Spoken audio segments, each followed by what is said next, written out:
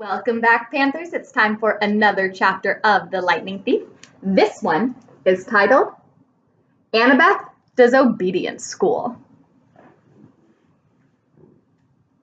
We stood in the shadows of Valencia Boulevard, looking up at gold letters etched in black marble, DOA Recording Studios.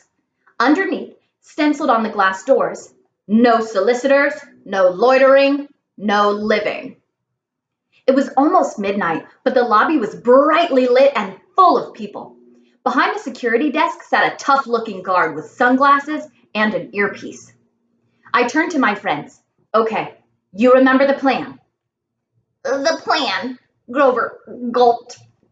Yeah, I love the plan. Annabeth said, what happens if the plan doesn't work? Don't think negative. Right, she said. We're entering the land of the dead, and I shouldn't think negative. I took the pearls out of my pocket, the 3 milky spheres the Nereid had given me in Santa Monica. They didn't seem like much of a backup in case something went wrong. Annabeth put her hand on my shoulder. I'm sorry, Percy, you're right. We'll make it. It'll be fine. She gave Grover a nudge. Oh, right, he chimed in. We got this far. We'll find the Master Bolt and save your mom. No problem. I looked at them both, and I felt really grateful. Only a few minutes before, I had almost gotten them stretched to death on deluxe waterbeds, and now they were trying to be brave for my sake, trying to make me feel better. I slipped the pearls back in my pocket. Let's whoop some underworld butt. We walked inside the DOA lobby. Muzak was playing softly on hidden speakers. The carpet and walls were steel gray. Pencil cactuses grew in the corners like skeleton hands. The furniture was black leather, and every seat was taken. There were people sitting on couches, people standing up, people staring out the windows or waiting at the elevator. Nobody moved or talked or did much of anything. Out of the corner of my eye, I could see them all just fine, but if I focused in on any one of them in particular, they started looking transparent. I could see right through their bodies. The security guard's desk was a raised podium, so we had to look up at him. He was tall and elegant, with chocolate-colored skin and bleached blonde hair shaved military style. He wore tortoiseshell shades and a silk Italian suit that matched his hair. A black rose was pinned to his lapel under a silver name tag. I read the name tag and then looked at him in bewilderment. Your name is Charon? He leaned across the desk. I couldn't see anything in his glasses except my own reflection, but his smile was sweet and cold, like a python right before it eats you. What a precious young lad. He had a strange accent, British maybe, but also as if he had learned English as a second language. Tell me, mate, do I look like a centaur? No. Sir, he added smoothly. Sir? He pinched the name tag and ran a finger under the letters. Can you read this, mate? It says Charon. Say it with me. Charon. Charon. Amazing. Now, Mr. Charon. Mr. Charon, I said. Well done. He sat back. I hate being confused with that old horseman. And now, how may I help you, little dead one? His question caught in my stomach like a fastball. I looked at Annabeth for support. We want to go to the underworld, she said. Charon's mouth twitched. Well, that's refreshing. It is? She asked. Straightforward and honest. No screaming. No, there must be a mistake, Mr. Charon. He looked us over. How did you die, then? I nudged Grover. Oh, he said, drowned. In the bathtub. All 3 of you? Charon asked. We nodded. Big bathtub. Charon looked mildly impressed. I don't suppose you have coins for passage. Normally, with adults, you see, I could charge your American Express or add the ferry price to your last cable bill, but with children, alas, you never die prepared. Suppose you'll have to take a seat for a few centuries. Oh, but we have coins. I set 3 golden drachmas on the counter, part of the stash that I had found in Krusty's office desk. Well now, Charon moistened his lips. Real drachmas. Real golden drachmas. Well, I haven't seen these in... His fingers hovered greedily over the coins. We were so close. But then Charon looked at me. That cold stare behind his glasses seemed to be boring a hole through my chest. Here now, he said, you couldn't read my name correctly. Are you dyslexic, lad? No, I said. I'm dead. Charon leaned forward and gave a sniff. You're not dead. I should have known. You're a godling. We have to get to the underworld, I insisted. Charon made a growling sound deep in his throat. Immediately, all the people in the waiting room got up and started pacing, agitated, lighting cigarettes, running hands through their hairs, or checking their wristwatches. Leave while you can, Charon told us. I'll just take these and forget that I saw you. He started to go for the coins, but I snatched them back. No service, no tip. I tried to sound braver than I felt. Charon growled again, a deep, blood-chilling sound. The spirits of the dead started pounding on the elevator doors.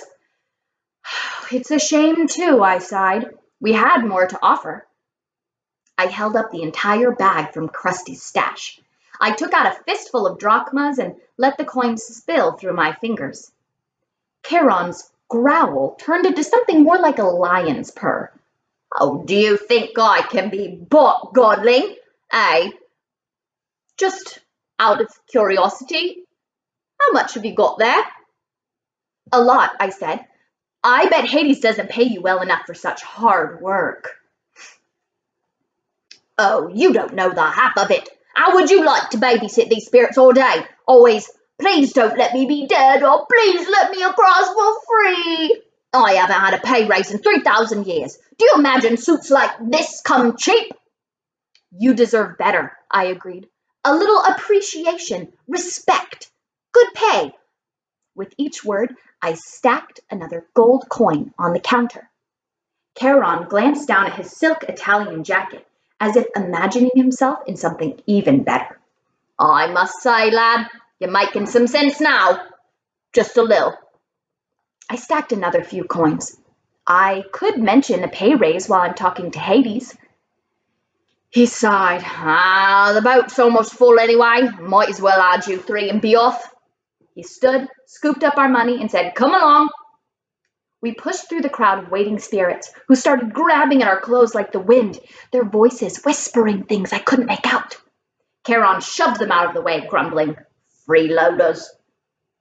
He escorted us into the elevator, which was already crowded with the souls of the dead, each one holding a green boarding pass. Charon grabbed 2 spirits who were trying to get on with us and pushed them back into the lobby. Right, now no one get any ideas while I'm gone, he announced to the waiting room. And if anyone moves the dial off my easy listening station again, I'll make sure you're here for another 1,000 years, understand? He shut the doors. He put a key card into a slot in the elevator panel, and we started to descend. What happens to the spirits waiting in the lobby? Annabeth asked. Nothing, Charon said. Well, for how long? Forever, or until I'm feeling generous. Oh, she said, that's fair. Charon raised an eyebrow. Whoever said that was fair, young miss? Wait until it's your turn. You'll die soon enough where you're going. We'll get out alive, I said. Ha! I got a sudden dizzy feeling. We weren't going down anymore, but forward. The air turned misty. Spirits around me started changing shape. Their modern clothes flickered, turning into gray, hooded robes. The floor of the elevator began swaying. I blinked hard. When I opened my eyes, Charon's creamy Italian suit had been replaced by a long, black robe. His tortoiseshell glasses were gone. Where his eyes should have been were empty sockets, like Ares's eyes, except Charon's were totally dark, full of night and death and despair. He saw me looking and said, Well? Nothing, I managed. I thought he was grinning, but that wasn't it. The flesh of his face became transparent, letting me see through straight into his skull. The floor kept swaying. Grover said, "I think I'm gonna be seasick." When I blinked again, the elevator wasn't an elevator anymore. We were standing on a wooden barge. Charon was pulling us across a dark, oily river, swirling with bones, dead fish, and other stranger things. Plastic dolls, crushed carnations, soggy diplomas with gilt edges. "The river Styx," Annabeth murmured. "It's so polluted," Charon said. "For thousands of years, you humans have been throwing in everything as you come across. Hopes, dreams, wishes that never came true. Irresponsible waste management, if you ask me." Mist curled off of the filthy water. Above us, almost lost in the gloom, was a ceiling of stalactites. Ahead, the far shore glimmered with greenish light, the color of poison. Panic closed up my throat. What was I doing here? These people around me, they were dead. Annabeth grabbed hold of my hand. Under normal circumstances, this would have embarrassed me, but I understood how she felt. She wanted reassurance that somebody else was alive on this boat. I found myself muttering a prayer, though I wasn't quite sure who I was praying to. Down here, only one God mattered, and he was the one I had come to confront. The shoreline of the underworld came into view. Craggy rocks and black volcanic sand stretched inland about 100 yards to the base of a high stone wall, which marched off in either direction as far as we could see. A sound came from somewhere nearby in the green gloom, echoing off the stones. The howl of a large animal. "Oh, Three Face is hungry," Charon said. His smile turned skeletal in the greenish light. "Bad luck for you, godlings." The bottom of our boat slid onto the black sand. The dead began to disembark. A woman holding a little girl's hand, an old man and an old woman hobbling along arm in arm, a boy, no older than I was, shuffling silently along in his gray robe. Charon said, "I wish you luck, mate, but there isn't any down here. Mind you, don't forget to mention my pay raise." He counted our golden drachmas into his pouch, and he took up his pole. He warbled something that sounded like a Barry Manilow song as he ferried the empty barge back across the river. We followed the spirits up a well-worn path. I'm not sure what I was expecting. Pearly gates or a big black portcullis or something, but the entrance to the underworld looked like a cross between airport security and the Jersey Turnpike. There were 3 separate entrances under one huge black archway that said, "You are now entering Erebus." Each entrance had a pass-through metal detector with security cameras mounted on top. Beyond this were toll booths manned by black-robed ghouls like Charon. The howling of the hungry animal was really loud now, but I couldn't see where it was coming from. The 3-headed dog, Cerberus, who was supposed to guard Hades' door, was nowhere to be seen. The dead queued up in the 3 lines, 2 marked "Attendant on duty" and 1 marked "Easy Death." The Easy Death line was moving right along. The other 2 were crawling. "What do you figure?" I asked Annabeth. "That fast line must go straight to Asphodel's fields," she said. "No contest. They don't want to risk judgment from the court because it might go against them." "There's a court for dead people?" "Yeah, 3 judges. They switch around who sits on the bench. King Minos, Thomas Jefferson, Shakespeare, people like that. Sometimes they look at a life and decide that person needs a special reward, the fields of Elysium. Sometimes they decide on punishment, but most people, well, they just lived. Nothing special, good or bad. So they go to the Asphodel fields." "And do what?" Grover said, "Imagine standing in a wheat field in Kansas. Forever." "Harsh," I said. "Not as harsh as that," Grover muttered. "Look." A couple of black-robed ghouls had pulled aside one spirit and were frisking him behind the security desk. The face of the dead man looked vaguely familiar. "He's that preacher who made the news, remember?" Oh, yeah, I did remember now. We had seen him on the TV a couple times at the Yancey Academy dorm. He was this Annoying televangelist from upstate New York who'd raised millions of dollars for orphanages and then got caught spending the money on stuff for his mansion, like gold-plated toilet seats and an indoor putt-putt golf course. He died in a police chase when his Lamborghini for the Lord went off the cliff. I said, "What are they doing to him?" Special punishment from Hades, Grover guessed. The really bad people get his personal attention as soon as they arrive. The kindly ones will set up an eternal torture for him. The thought of the Furies made me shudder. I realized I was in their home territory now. Old Mrs. Dodds would be licking her lips with anticipation. "But if he's a preacher," I said, "and he believes in a different hell." Grover shrugged.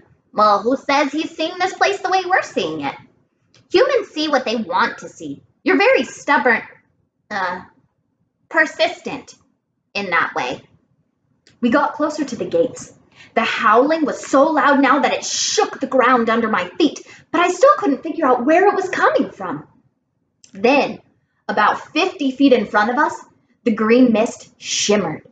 Standing just where the path split into 3 lanes was an enormous, shadowy monster. I hadn't seen it before because it was half transparent, like the dead. Until it moved, it blended with whatever was behind it. Only its eyes and its teeth looked solid, and it was staring straight at me. My jaw hung open. All I could think to say was, "Well, he's a Rottweiler." I had always imagined Cerberus as a big black mastiff, but he was obviously a purebred Rottweiler, except of course that he was twice the size of a woolly mammoth, mostly invisible, and had 3 heads. The dead walked right up to him, no fear at all. The attendant on duty lines parted on either side of him. The easy death spirits walked right between his front paws and under his belly, which they could do without even crouching. "I'm starting to see him better," I muttered. "Why is that?" "I think," Annabeth moistened her lips, "I'm afraid it's because we're getting closer to being dead." The dog's middle head craned toward us. It sniffed the air and growled. "It can smell the living," I said. But that's okay," Grover said, trembling next to me, "because we have a plan." "Right," Annabeth said. I had never heard her voice sound so small before. "A plan." We moved toward the monster. The middle head snarled at us, and then barked so loud my eyeballs rattled. "Can you understand it?" I asked Grover. "Oh yeah," he said. "I can understand it." "Well, what's it saying?" "I don't think humans have a 4-letter word that translates exactly." I took the big stick out of my backpack, a bedpost that I had broken off of Krusty's Safari Deluxe floor model. I held it up and tried to channel happy dog thoughts towards Cerberus. Alpo commercials, cute little puppies, fire hydrants. I tried to smile like I wasn't about to die. "Hey, big fella," I called up. "I bet they don't play with you much." "Growl." "Oh, good boy," I said weakly. I waved the stick. The dog's middle head followed the movement. The other 2 heads trained their eyes on me completely, ignoring the spirits. I had Cerberus's undivided attention. I wasn't sure that was a good thing. "Fetch!" I threw the stick into the gloom, a good solid throw. I heard it go kerploosh into the river Styx. Cerberus glared at me, unimpressed. His eyes were baleful and cold. So much for the plan. Cerberus was now making a new kind of growl, deeper down in his 3 throats. Grover said. "Percy?" "Yeah?" "I just thought you'd want to know." "Yeah?" "Cerberus? He's saying we've got 10 seconds to pray to the god of our choice. After that, well, he's hungry." "Wait," Annabeth said. She started rifling through her pack. Uh-oh, I thought. 5 seconds, Grover said. "Do we run now?" Annabeth produced a red rubber ball the size of a grapefruit. It was labeled Waterland, Denver, Colorado. Before I could stop her, she raised the ball and marched straight up to Cerberus. She shouted, "See the ball? You want the ball, Cerberus? Sit!" Cerberus looked as stunned as we were. All three of his heads cocked sideways. 6 nostrils dilated. "Sit!" Annabeth called again. I was sure that at any moment she'd become the world's largest milk-bone dog biscuit. But instead, Cerberus licked his 3 sets of lips, shifted on his haunches, and sat, immediately crushing a dozen spirits who had been passing underneath him in the easy death line. The spirits made muffled hisses as they dissipated, like air let out of the tires. Annabeth said, "Good boy." She threw Cerberus the ball. He caught it in his middle mouth. It was barely big enough for him to chew on, and the other heads started snapping at the middle, trying to get the new toy. "Drop it," Annabeth ordered. Cerberus's head stopped fighting and looked at her. The ball was wedged between 2 of his teeth like a tiny piece of gum. He made a loud, scary whimper and then dropped the ball, now slimy and bitten nearly in half at Annabeth's feet. "Good boy," she said. She picked up the ball, ignoring the monster spit all over it. She turned to us. "Go now. Easy death line. It's faster." I said, "But now," she ordered in the same tone she was using on the dog. Grover and I inched forward, warily. Cerberus started to growl. "Stay," Annabeth ordered the monster. "If you want the ball, stay." Cerberus whimpered, but stayed where he was. "What about you?" I asked Annabeth as we passed her. "I know what I'm doing, Percy," she muttered. "At least, I'm pretty sure." Grover and I walked between the monster's legs. "Please, Annabeth," I prayed, "don't tell him to sit again." We made it through. Cerberus wasn't any less scary looking from the back. Annabeth said, "Good dog." She held up the tattered red ball and probably came to the same conclusion I did. If she rewarded Cerberus, there'd be nothing left for another trick. She threw the ball anyway. The monster's left mouth immediately snatched it up, only to be attacked by the middle head, while the right head moaned in protest. While the monster was distracted, Annabeth walked briskly under its belly and joined us at the metal detector. "How did you do that?" I asked her, amazed. "Obedience school," she said breathlessly, and I was surprised to see that there were tears in her eyes. "When I was little, at my dad's house, we had a Doberman." "Oh, never mind that," Grover said, tugging at my shirt. "Come on!" We were about to bolt through the easy death line when Cerberus moaned pitifully from all 3 mouths. Annabeth stopped. She turned to face the dog, which had done a complete 180 to look at us. Cerberus panted expectantly, the tiny red ball in pieces in a puddle of drool at its feet. "Good boy," Annabeth said, but her voice sounded melancholy and uncertain. The monster's head turned sideways, as if it were worried about her. "I'll bring you another ball soon," Annabeth promised. "Would you like that?" The monster whimpered. I didn't need to speak dog to know that Cerberus was waiting for the ball. "Good dog. I'll come visit you soon. I promise," Annabeth said. She turned to us. "Let's go." Grover and I pushed through the metal detector, which immediately screamed and set off flashing red lights. "Unauthorized possessions! Magic detected!" Cerberus started to bark. We burst through the easy death gate, which started even more alarms blaring, and raced into the underworld. A few minutes later, we were hiding, out of breath, in the rotten trunk of an immense black tree as security ghouls scuttled past, yelling for backup from the Furies. Grover murmured, "Well, Percy, what have we learned today?" "That 3-headed balls prefer red rubber balls over Styx?" "No," Grover told me. "We've learned that your plans really, really bite." I wasn't sure about that. I thought maybe Annabeth and I both had the right idea. Even here in the underworld, everybody, even monsters, needs a little bit of attention sometime. I thought about that as we waited for the ghouls to pass. I pretended not to see Annabeth wipe a tear from her cheek as she listened to the mournful keening of Cerberus in the distance, longing for his new friend. And that ends chapter 18. I'll see you back soon for chapter 19.